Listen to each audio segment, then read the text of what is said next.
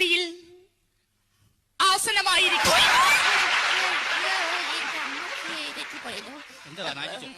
വേദിയിൽ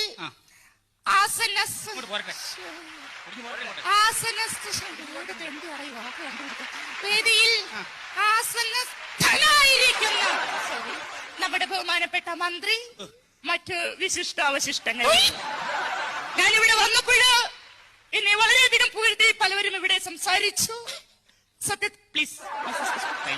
സത്യത്തിൽ ഞാനൊരു കാര്യം നിങ്ങളോട് പറഞ്ഞുകൊള്ളട്ടെ.